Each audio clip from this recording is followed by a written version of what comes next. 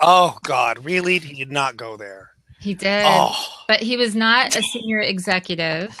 He was an engineer, and he no longer has his job. He no longer has his job. So, but yes, that happened. So we are live right now. So you guys know, anyone who's tuning in or seeing us right now, we're just getting ready for the chat to start at 2 p.m. Eastern time. But we're lining up all of our online live streaming channels. So join in, make yourself comfortable, get something to drink. We're going to get started pretty soon. welcome everyone. Yes, welcome. This is going to be a good one today, guys. I'm really excited.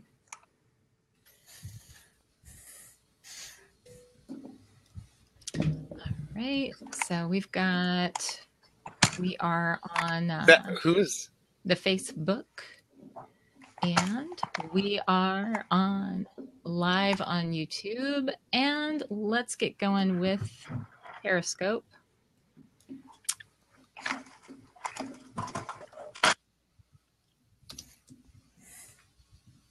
I'm going to be in Toronto on Friday morning. Awesome. So excited.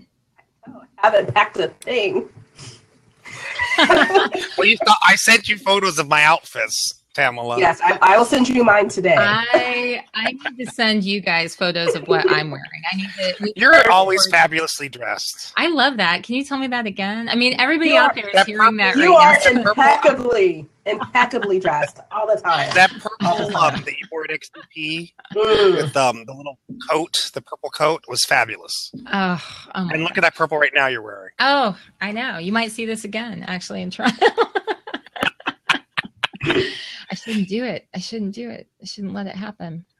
I'm very casual today. This is the post-convention lull, post-annual lull.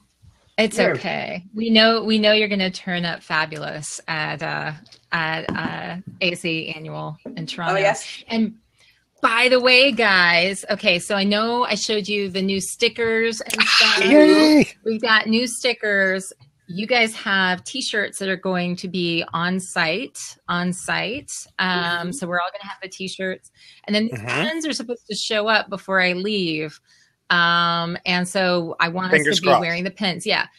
And so we've got some fun stuff, some fun stuff to share with people. When they show up and share some association chat love, some Allison chat love with them.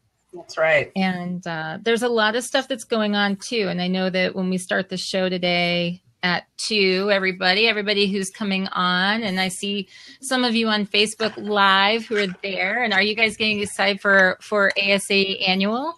It's going to be good stuff. But anyway, as we get ready to talk about our topic today and our news topics, there's several things. There are several things that are going on with ASE Annual that I want to make sure that I mention both before we get started. So over the next few minutes, and then maybe at the end, I'll bring it up again. But we have the live show that's on Tuesday, and that is something where we're having to extend the invitations directly to the people who can be because it's such a limited number who can actually be there. And I am waiting by the 2nd for updates that are supposed to be coming in before I can make any announcements on other stuff. But there are other things that are going on throughout ASE Annual that I think that if anybody's there, anyone who's an Association Chat fan, or anyone who just wants to talk with one of us, that they need to be aware of. And so just really quickly, I guess, before we get started, we have several things that I think you might be aware of. Monday at 10:45, I'll be on the show floor. Next Monday, I'll be on the show floor at the Association Trends booth, number 115. And I'll be talking about an upcoming webinar that I'm doing with them. And they're also going to be asking me questions about what I see about associations in the future. And then Monday at noon, this just came together. I'll be co-hosting an expo floor safari or cruise with Ben Martin of Community Results and of Nerd fame. We're going to be visiting several tech vendors and just giving some sort of behind the scenes information on some new stuff that's going on, some things we're keeping an eye on, and some trends and associations. And then on Tuesday, of course, we have our live association chat. But one thing I heard about today is that on Monday at 3:30, we are going to, or not we, but they are going to have a meetup where people who are kind of really well connected in the association space are meeting up with first time attendees at the Hive, which is the place where newbies are supposed to connect.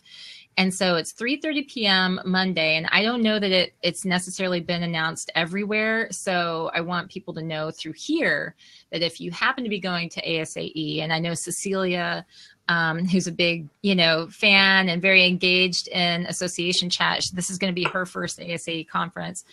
I want her to know that there is this cool thing happening at the Hive, 3:30 p.m. on Monday, where people who are friendly to everyone, like Tobin Conley and just different people in the association space are going to be there. Kind of the old dogs are going to connect with the new ones and and kind of give them a lay of the land. So I think that's going to be a really great experience for people. So anybody else have any other announcements before we get started? It's 1:59. And hey, Olivier, oh my gosh, I see you there. Karen, Layla, Paula, Gwen, Pravash. Oh my gosh, Pravash. I went to this fantastic, and it was an invitation only thing too, presidential forum meeting yesterday morning that was all for like CTOs, CIOs, in the association space. Fascinating stuff, talking about intrapreneurship and associations. Super smart. Super smart. So let's see. Did you guys have anything that you want to say before we get started officially? Well, I'm just very proud of my staff member. What's that? Oh, go ahead. I was just really saying I'm really proud of my staff member. I will get her last name. I am working on it. Awesome. Barjanakova. Aika Barjanakova. This will be her first ASAE coming up in Toronto. And wonderful. Yep. And welcome. She's able to attend because I am attending off of the Delp Scholarship. So that is awesome news. And she's super excited. And she happens to be staying in our hotel. Isn't that crazy, Nabil? Yeah, that's good. Yeah, that is good. Hey, EB. Hey, Elizabeth San. She says, I love your purple Kiki. Well, I love you all the time. So thank you very much. All right, let us get started. Are you guys ready to rock? Let's do it. Okay. So thanks everyone for tuning in, and you got a little glimpse maybe of the pre-show that exists as we try to get things connected, all of the wires connected with Association Chat every week. If this is your first Association Chat, then we definitely are so excited that you're here. We want to explain to you a little bit about Association Chat. So settle in, get started. If you're watching through Facebook Live, feel free to post your comments. We probably won't get to them as quickly as we do the comments that are on the Crowdcast native platform, which is where we're all logged in and sort of interacting with people. But we do try to check that periodically throughout the broadcast and then on Periscope and on YouTube Live. We probably won't get to those until later, but we're sure glad that you're watching. Welcome to everyone here. You are visiting Association Chat. Now, Association Chat is your weekly online discussion for the association community where we warm ourselves by the virtual fire with topics of the day, welcoming thought leaders and trailblazers alike to join up in this online home for the community. I'm the host and producer of Association Chat, Kiki L'Italienne, and I am here with my fabulous, much smarter than I am co-host, Tamala Laylock, and Dr. Nabil El-Garouri, who will also be handling your questions online. And with Association Chat, we like to have a chance to talk with the community, to share a news story or two that could impact you or your associations. We have an excellent, intelligent, funny, smart guest who's with us, but before we bring her on, we want to talk about some news of the week that we thought you might find particularly interesting. So Tamala, you found this story and thought that it was something that we really need to talk about. And it's all about Google and anti-diversity memos. And so tell us a little bit more about that.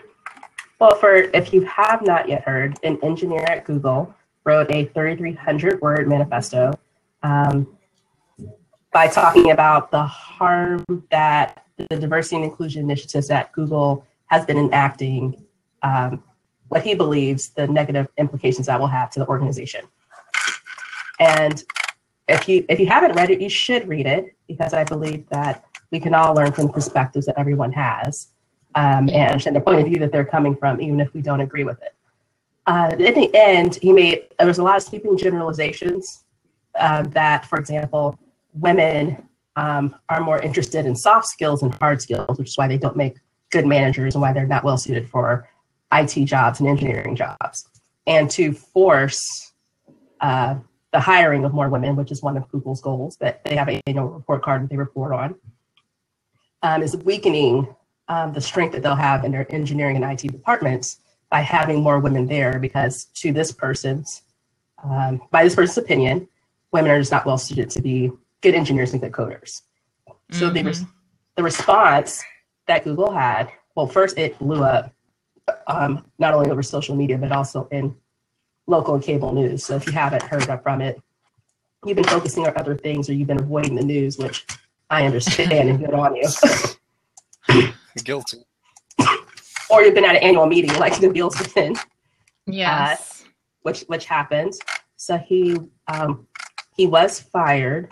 The interesting thing, to let Kiki bring up, is this also happened under the same time that Google just hired a new chief diversity officer, and she's been on the job for a short period of time, and here's her first foray into activating her job.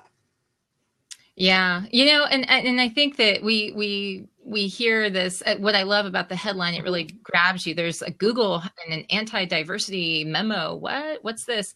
But they cracked down on that really fast, and I feel like they they had the benefit of all of the Uber stuff that has been taking Silicon Valley by storm, and like the news headlines. And then there is such a focus on what's going on with rampant sexism and all kinds of isms that are going on in the tech space, for sure, that I feel like, it was like she was definitely put into the hot seat immediately, but she had to be really well prepared for that, right? Because it was going to happen. Yeah. I mean, classic crisis communications, you would know that you'd have to be prepared for that, especially in her role. But what I think I like about it is that I like that it's forcing that more conversation before the news cycle sort of moves on. It's bringing it back to everyone's attention so that we have to keep talking about it. So it's some good stuff. I don't know. I mean, I like that Google did the right thing. I mean, it's so important to have multiple perspectives. I mean, women are over half the customers, and you get great ideas when you have people from different places thinking about the same goals. So I think there's some huge advantages to having people from different backgrounds in the same place. You don't want to avoid groupthink, because that's what happened at Uber. Right. At Uber, it was all people thinking the same way. And that was a problem. Well, and I think it's also important to note that he said other things in there besides just this negative stuff about women. Yeah. I mean, he was also talking about how Google itself had a bias against conservative parties and all of that. I mean, he went there, and so there was a lot more in there than just the part about women. But I think that because of all of this recent stuff going on in the news, I think that that's the part that really stuck out. And they moved fast, and he no longer has a job there. So pretty interesting stuff. Wanting to add nuance to that, particularly bringing it back to our association world, is that exact point that you made, Kiki, that this the author of this memo was citing that from his perspective, everything's happened to him is because he had a point of view that he views to be very conservative and not PC. Right. And particularly in association space, because as we are embracing more and more diversity and inclusion initiatives, it's important to have the conversations, but also to understand the difference between free speech and consequence-free speech. So this person have the right, all of us have the right to say exactly whatever we're thinking and to have the opportunity to express that. What has changed when people say they have a hyper PC culture? What politically correct culture is when you say something very inflammatory, when you say something that hits one or several of the isms, because, you know, someone's hatred can't be intersectional. Don't want to limit it. What we're seeing more and more now, that there are consequences when you make inflammatory speech. And if you want to discuss, and we should discuss, and the only way we do learn is to talk to people who have different points of views and perspectives than we do. It's not the opinions that you have, it's the tone and the word choice used to express it. For example, I'm going to pick on Nabil. So let's say I am just predisposed, that's like people who wear blue shirts. Like I am just anti-blue shirt people. That is my perspective. Because people who wear blue shirts just have bad fashion sense. So that's my feeling. If I wanted to have that conversation in a very nuanced way, if I approach Nabil at the tone, you're wearing a blue shirt, so therefore you already are a lesser human being. I'm not setting the stage to have a we're gonna go dialogue. You know, it's better for me to be thoughtful, put myself in a place of, but I am someone in a blue shirt saying, I don't understand the choice to wear blue shirts. You know, can you help me understand why the blue shirt? Yeah. I'm now open that dialogue to a place to where he wants to respond and engage. And I've given the impression that I'm willing to listen. There's good literature on that. That's the way to have dialogues with people. Some research on attitudes towards transgender individuals came out, and it was conversations, particularly with people opposed to transgender issues. It was respectful, thoughtful conversations that led to changes in attitudes. Now, that is hard for the person having the conversation, I think. We sometimes forget about that. But that's very sound approaches. So this is something that I feel like we need to investigate a little bit more on another chat. But before we bring on our special guest, this is a fantastic opportunity to thank our sponsor. All of us at Association Chat would like to thank our sponsor, Fontiva, for their continued support. Please visit associationchat.com to find out more about Fontiva, this wonderful company that has supported us for all of 2016 or all of 2017. Gosh. And, you know, I will remember the year one of these days, and it will be fantastic. Okay, so later this week, very, very soon, a couple days, some of us are heading up to Toronto, Canada to go to a little thing called the ASA annual meeting. It's the ASA annual every year. It's a huge meeting where people in the association industry, suppliers in the association industry come together. And it's kind of like a family reunion for some people. It's also like the great place to do business. If you have anything to do with speaking, meeting, events, technology, anything relating to associations, which serves every part of and every industry of our country. And so it's kind of a big deal, is what I'm trying to say. Yeah. And we are super, super excited about making this happen, making the most of it. But as we go, a lot of the conversations that we're going to find ourselves in will revolve around adult learning, around the future for digital events. And people are going to be looking at the way the ASE handles this, and also talking about what they can do for their meetings and events. And with that, we have an excellent guest, because people have tons of questions about this all the time. We have Jennifer Kingen-Cush, who is the executive director of PCMA's Digital Experience Institute. And she is, they have a white paper that just came out that is all about digital events and answers a lot of, I think, misconceptions about what is going on with digital events, whether they do cannibalize your actual on-site live meetings, in-person meetings. But I don't know. I don't want to take words out of the white paper when I can talk to the expert, right? So welcome. Hi, everyone. Thank you for being here. My pleasure. Thanks for having me today. Hi, everyone. Hello. Hey. Hello. Hi. Excited to be here. Excited to be here. It's an important topic, and I think it's so great. What you're doing here today is showing the power of that, bringing people together, talking about issues that are very timely. And you're talking about something that just happened yesterday before I got on. It's such a great opportunity to talk about it now before, like you said, thought leaders get together and can explore what impacts associations and what will in the future. So I would love to explore. I mean, I just have to say, I printed it out. I actually killed some trees. I printed it out, and I was looking through this, and I was talking with Tamala before. I'm so excited that we're having this discussion, because for years, those of us who have been out there and really pushing and saying, no, look, you need to be able to reach more people. Not everybody can travel to on-site stuff. And people are really expecting to be able to take in information through the channels that they prefer. What this does is really gives me a great argument for all of that. So thank you for that.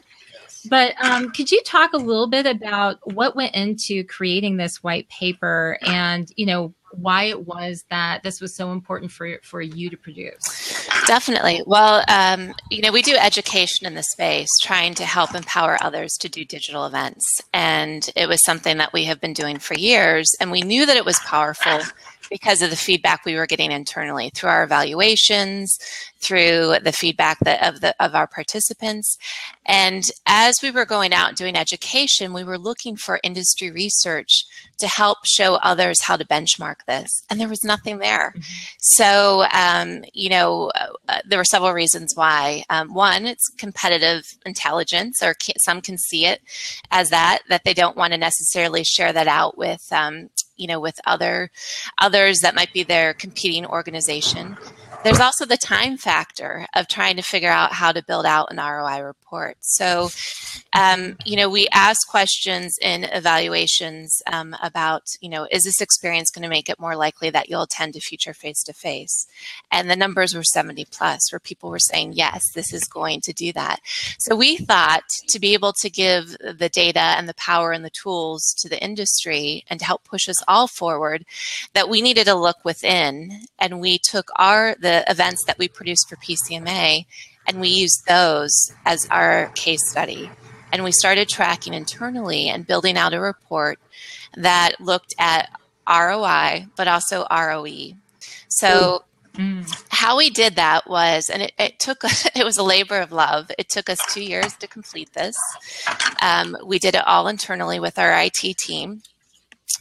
We had to compare apples to apples. So we had to get all of our face-to-face attendance, all of our online products. We had to set up all the metrics within the database, along with our online attendance. So for all of our digital events. What we did is we looked at those who had not attended face-to-face 5+ years or more. They attended a digital event, and then we watched what they did afterwards. From that, we looked at, like I said, two things. We started looking at the return on investment, right? That's what your leadership always wants to know. What kind of money did it bring back to the organization? So we looked at face-to-face attendance, and our numbers for face-to-face have been going up every year. And it showed that we've brought in, revenue-wise, over $1 million back to the organization through future face-to-face attendance, through new membership, through membership renewals, online products, just anything online that they could purchase. But we wanted to go further and really look at engagement, because for associations, right, as you all know, I don't need to tell you, engagement is really, really key. And so we wanted to say, now that we're engaging with these people that had not attended with us 5+ years or more, did they even just engage with us? What was their experience with us?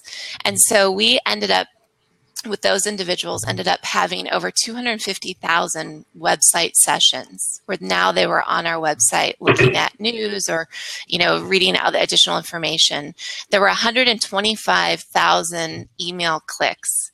So, I'm sorry, email messages, and 13,000 clicks. That was quite high for clicks. We wish it was that, right? I was like, so, going through this, we audited. It was something that I worked on very closely with our IT team and some others internally. And then we took it to our leadership and said, the surveys have been saying this. This is the data that proves it. We audited it many times to make sure. And, we also had to then go back and take a look and see, does this make sense that $1 million came back?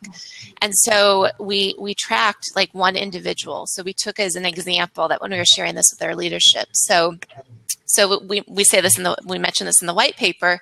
We talk about Sally as our sample. And so Sally attended one of our early virtual events, digital events, and was not a member, had not attended with us 5+ years. Over the next 3 years, she attended with us online, right? It was a low-risk way for her to get education. Her second year into it, she ended up purchasing one of the study courses online. wow. 3 years into it, she decided then to attend one of our conferences face-to-face while still engaging online. The following year, she became a member, renewed, and then came face-to-face.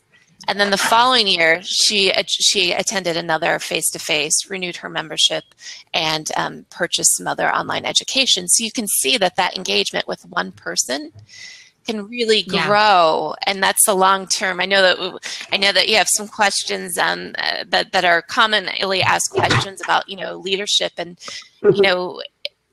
it's really hard to know that it's a long term game plan. But this is what this report shows.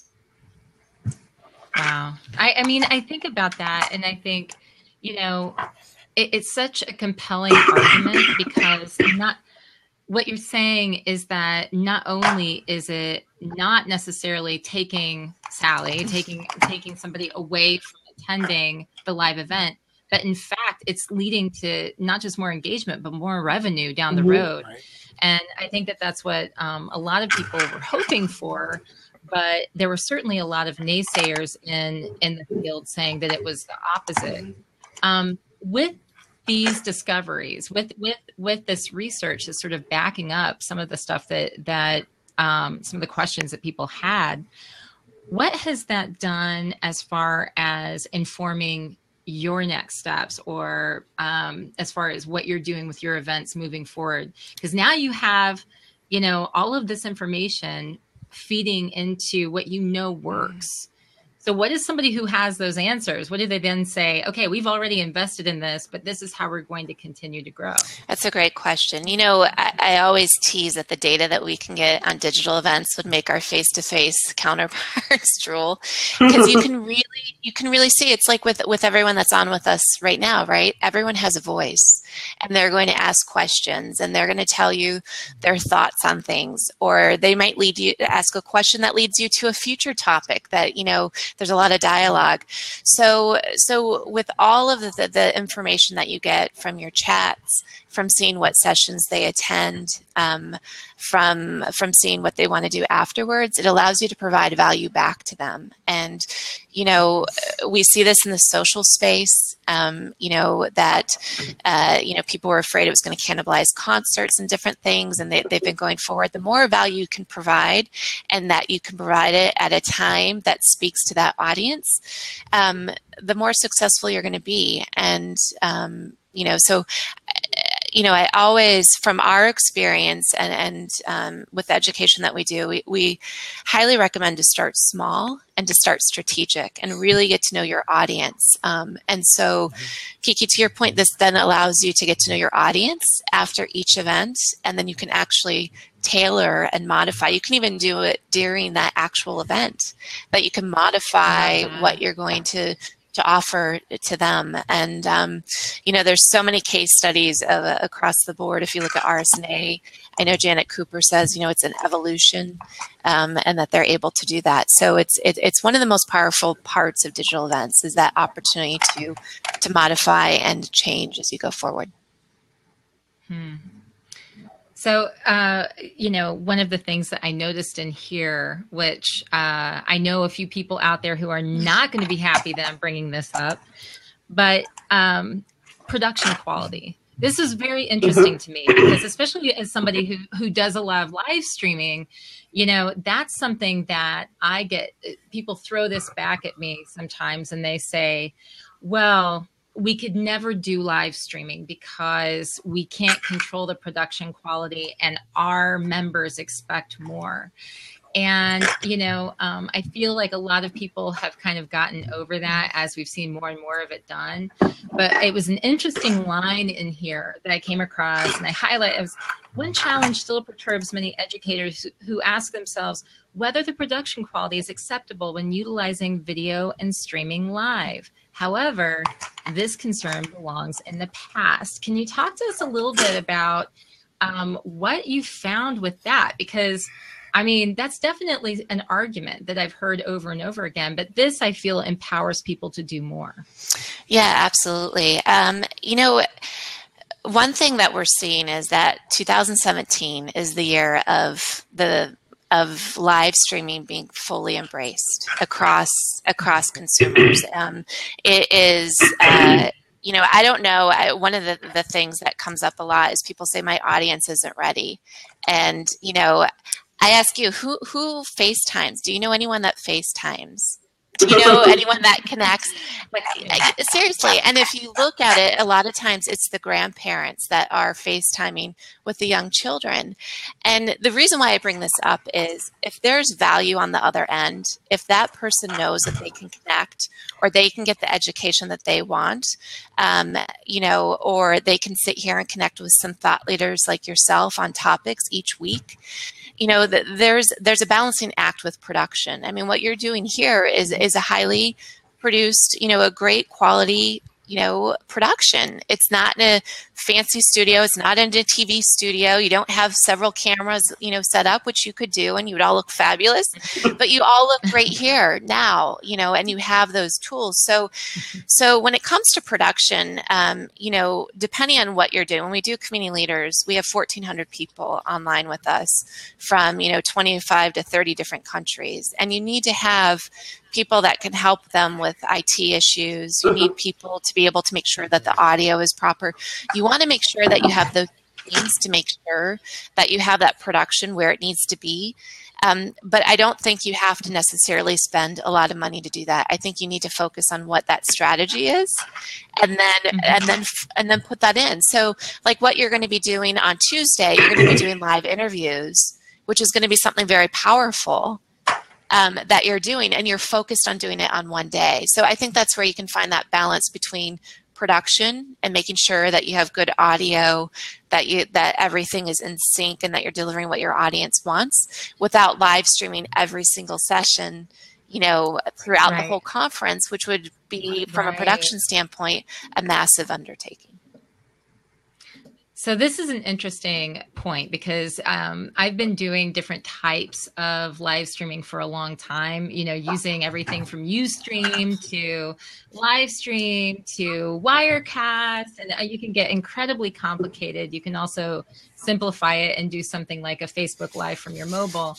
But one thing that I saw associations doing a lot of, those who were jumping in early and testing things, some of them would try to record. They would spend a lot of money doing the back of the room, point and shoot cameras for like every session and not moving, not more than one camera.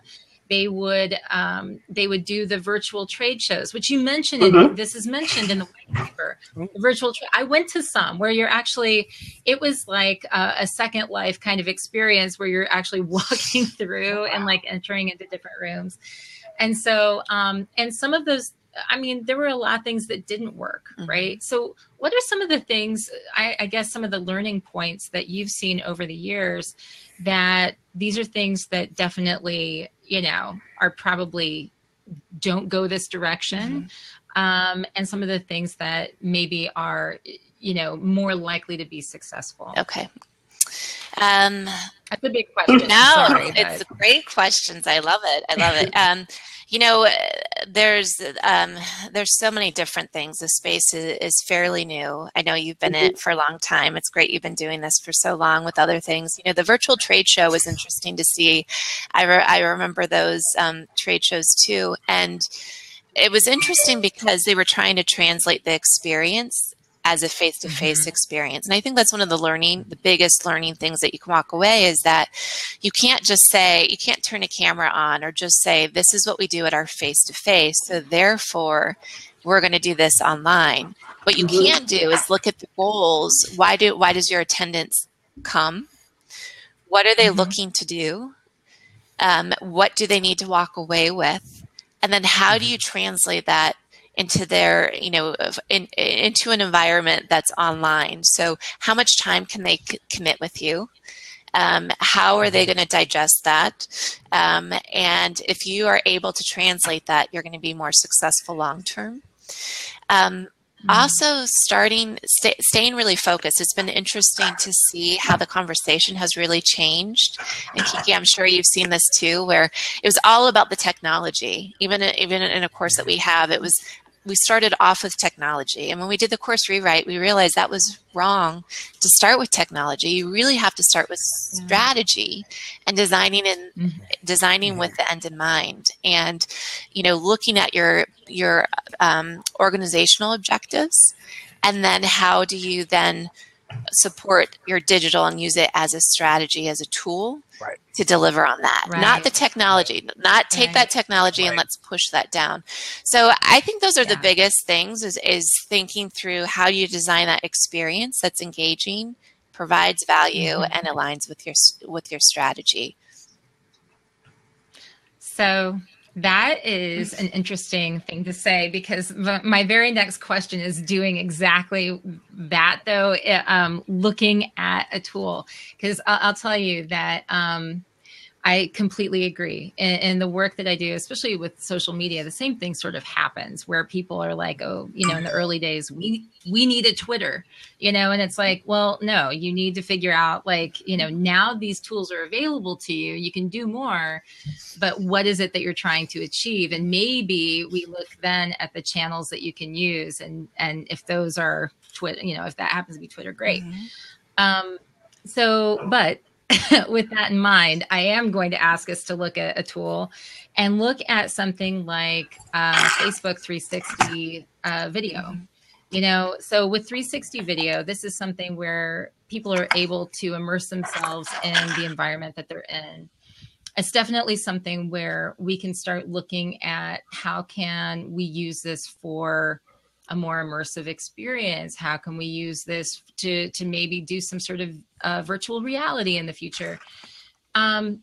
Just because we have it doesn't necessarily mean we should use it yet. And I know that there are probably people who are out there just super excited that this exists, that you can do it. But have you seen this done? Have you seen people using 360 video well? And And I guess that's my first question. And the next question is, you know, what are some ways that you think that associations or organizations Buying a deal. that organizations can think about, you know, maybe it might be the right sort of thing that they can use, if that makes sense. I don't know if I asked that the most eloquent way, but let's go with that. No, that's good. I got it. You know, I think you bring up a good point. It's figuring out why you want to use it before how you deliver it. So we're seeing this with 360. We're also seeing it with augmented reality. And virtual reality. And it's really, why are you trying to use it? So, you know, 360, if you're trying to bring somebody in because you want them to be part of an experience, then that would be a way of doing it. So you want to be thoughtful in how you're doing it. It's like with augmented reality. For the last couple years, I would go to different events and talk to different industry people about, okay, I get the technology. I put the, you know, the Google glasses on and different things, the lenses. But how is this really going to impact an organization, or how is this really going to make a difference in someone's life? And I have seen that done. I have, you know, I have recently seen several different ways that people have done that. One was Rotary International. They did an augmented reality, but they did it with polio. And polio is their international charity that they were trying to bring worldwide awareness. So they were able to bring some of their partners together. They had these Google glasses. I actually have them behind me. They sent me a sample after we were talking about it. I met their team at a conference and was intrigued about how they delivered this. And it was the first time they did it. So they had some learning lessons for sure. But they were able to try to put their audience in an experience of empathy for children that were going through polio. And, you know, I've also seen that done, or I've heard of that done at a medical conference where they used augmented reality and used the technology of putting the patient in the position of their patients. So it was like a situation where they had involuntary facial movement, like a Tourette's. And so they actually filmed patients. And on the show floor, when they walked by the screen, they would see Kiki or Tamla. You would see yourself, your, you know, it was you, it was your facial structure, it was all of your coloring, your pigment, everything. But you would see that you had the condition, and so it gives you that empathy.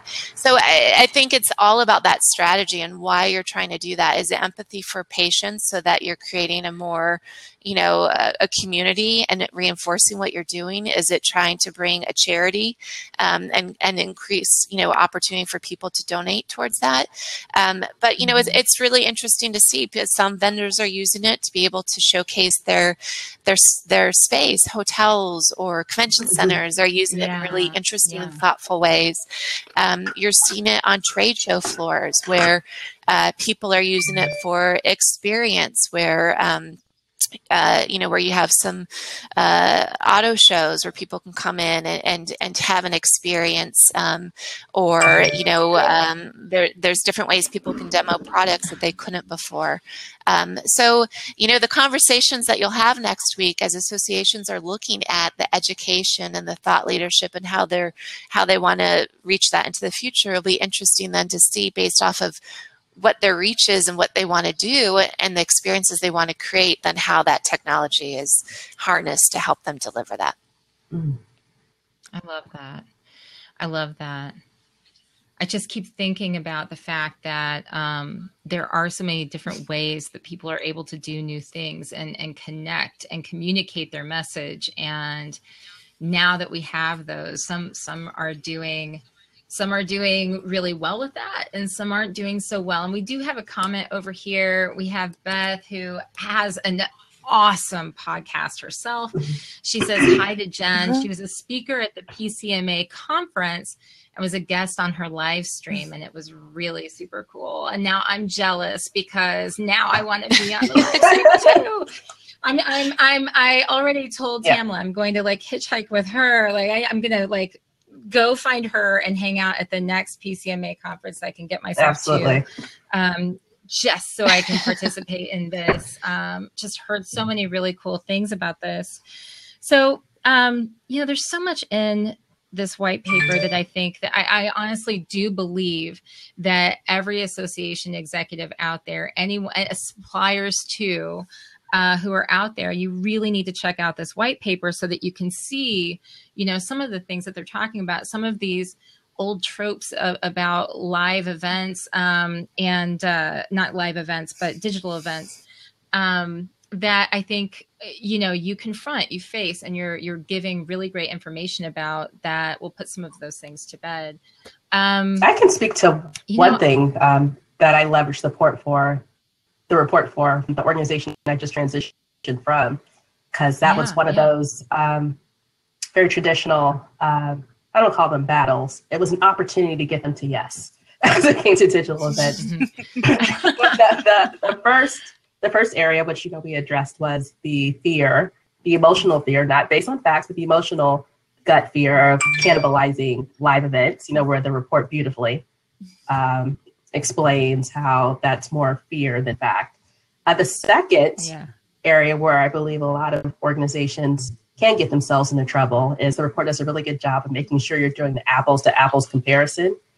And another area where I was helping my organization, get to the opportunity of getting to yes, was helping them to understand that taping, the live digital vid experience isn't the only opportunity to use that resource. Isn't the only opportunity to use that material. It can be used over several stretches, not only for engagement, but also as a revenue generating opportunity. So Jennifer, if you can speak more to that. I think common misconception that the only opportunity you have to leverage the digital event is the live taping and live taping only.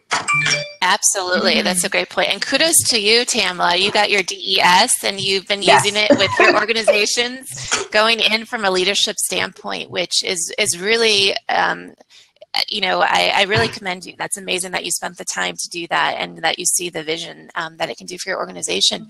But you're right on. I mean, there's so many different ways that you can actually capture not just what you're live streaming, that you can either incorporate it in the event that you're doing live, or you can use it for a year-round experience. So, for example, we also do some consulting work when groups come to us, and I just was working with a Medical World Congress that was doing their first live streaming, and it was based in Berlin, but their audience, a big chunk of their audience was in the US. So what we did was we actually captured the morning sessions in Berlin, live streamed one of them, that was the end session, the last session of the day, and then rebroadcasted the 2 sessions afterwards that spoke directly to that audience and brought thought leaders from those areas to chat with them online. So it was a way of trying to contain cost and really provide value back and to shape an online experience that worked, because the time difference in Berlin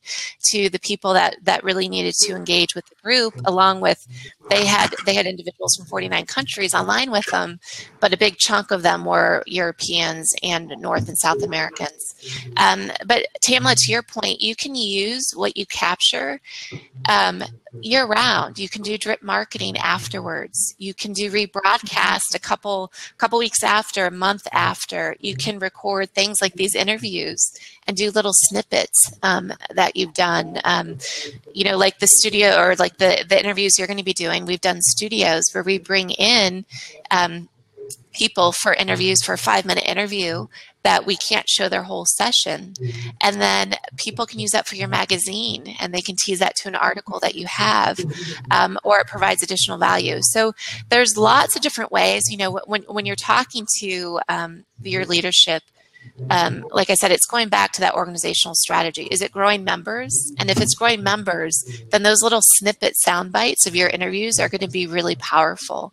If it's growing your geographical location digital events can definitely do that, because you don't have to, people can come and experience your events or your thought leadership before they actually travel to the next destination, which I know for a lot of medical groups is hard because they have to travel, they're global, and they have to travel, from Europe to Australia to the States. And then it also opens up your audiences from target audience, but also your future. So you might have your core audience that you is attending, but you might have a secondary audience that could come. And so that capture content could speak to that audience, or you could market to them. And also your legacy planning. I know that I've talked to a number of associations where, they have senior level members and they're worried about their future. And how do they get, if their members are 50 plus, how do they get the 40s, the 30s, and the 20-somethings? And where are those individuals? So, using that, thinking through the strategy and really being able to use all of that capture content really takes that couple days of thought leadership right there and extends it to an annual opportunity to engage those that you want to connect with.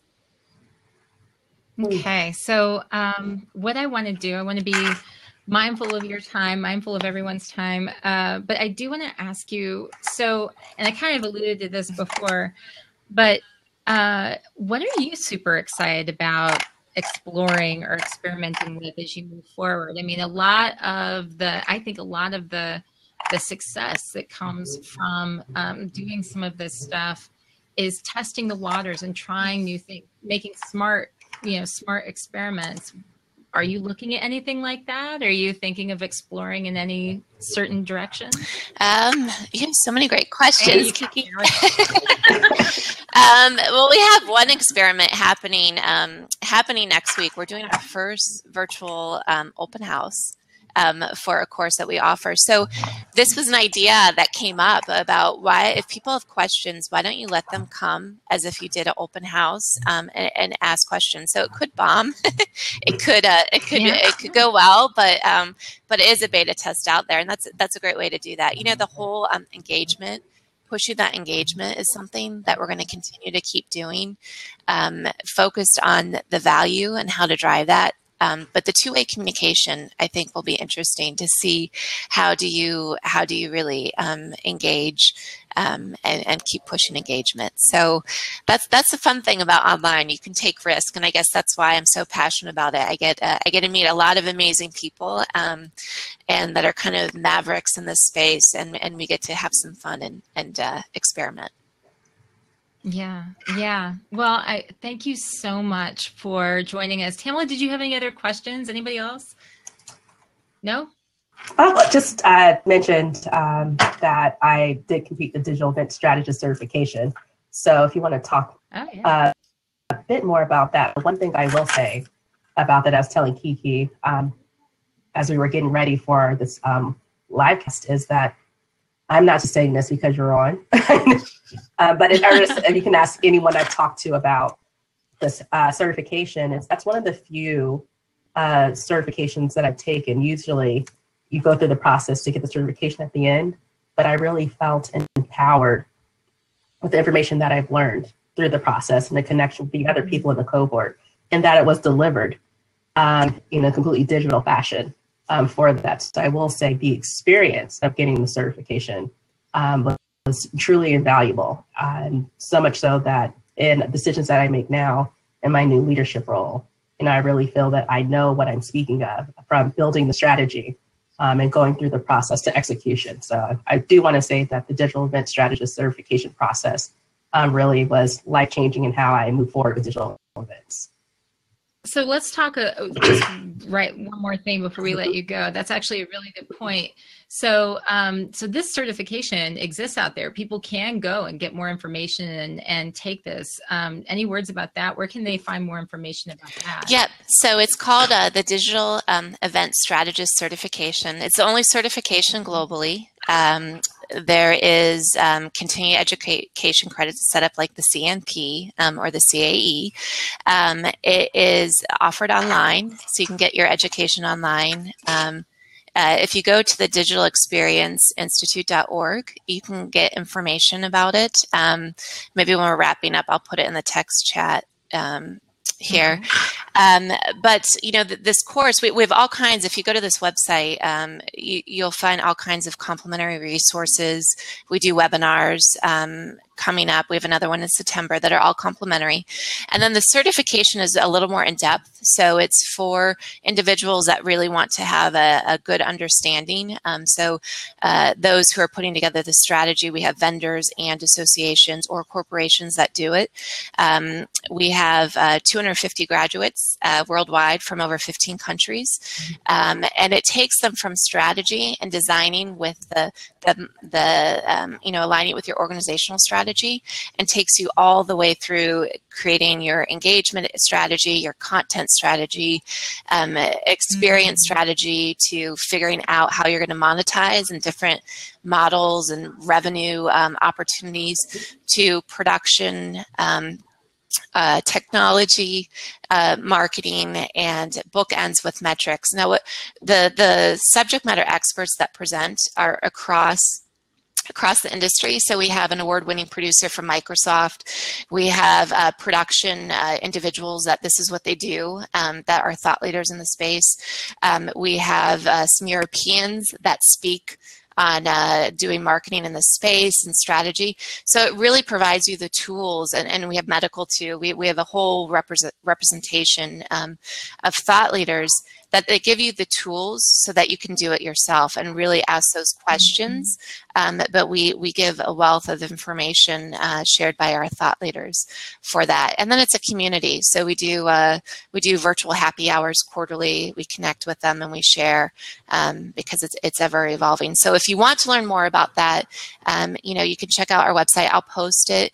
We do 3 Simulive courses a year. So the next one starts in September. And we also offer it on demand all the time. Oh my gosh. Thank you so much. And Beth asked this great question. She asked great questions too.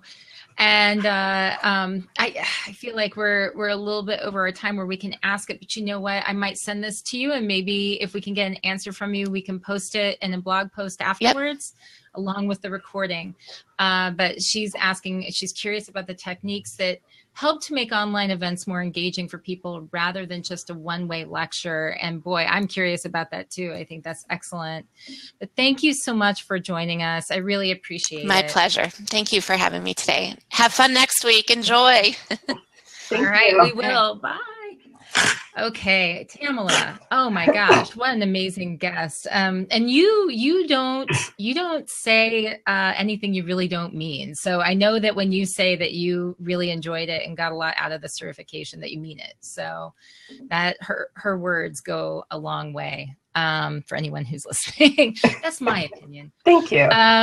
So what are your final thoughts about this chat? This was just absolutely amazing, and I know Nabil had to jump off, but I got a lot from what Jennifer had to say. Was there anything that really stuck out for you? Well, one, I was excited to finally be able to connect you two. I was kind of surprised that you hadn't met yet. I know.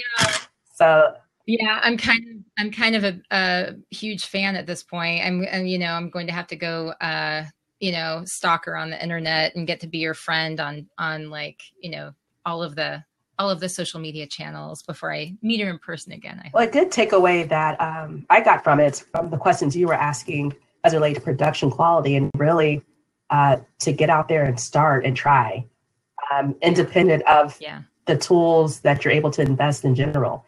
So it's so important that you start with whatever technology you can afford or rustle up from all the staff in the association or the organization. Yeah, I agree. I mean, for years and years, I actually had somebody throw back at me that, one of the reasons that they I won't get into the super details live on here, but that they could help me with production quality, which I appreciate, but also knowing that the production is important. It is. I don't want to say that it's not. And I love the crowd. Like, I love the work that people can do. But for something like this, when it's so important that we have the ability to engage, for association chat specifically, it's very important to me to have this live component where we're able to engage, and there's only so much of that you can control. Right. You know, you will have technology issues. You just have to deal with it. But with all of us using Skype and Skype for Business and Zoom and everything, we know what technology issues are. We know this stuff happens. And I think that people understand that, you know. So this was absolutely excellent, guys. You know, I hope that you have gotten so much from today's episode, that you got a lot from our guest. And I hope that if you are at ASA Annual, that you will come and find Nabil and find Tamala and find me and say hi, introduce yourselves. We are going to have the live association chat that is happening at not 2, but 2:30 on Tuesday, next Tuesday, where we're going to have guests. We're going to be talking about highlights and first-timers takeaways, experienced you will not believe it. We have some great stuff lined up for you. But the one thing that we want you to think about as you leave the chat today is we want you to always be thinking of ways to ask more questions and to keep investigating. Until next time, everyone, keep asking questions to learn every day. As Joseph Campbell once said, the cave you fear to enter holds the treasure you seek. So have a great week, everyone. We hope to see you there live at ASA Annual in Toronto. Definitely join the private Facebook group. Give some love to us on Twitter. Subscribe to the podcast. We're on Apple Podcasts. We're on Google Play. We're on Stitcher. We're on SoundCloud. Find us. Subscribe to us, share us with your friends, and we will see you next time. See you in Toronto. Bye, everybody. See you in Toronto.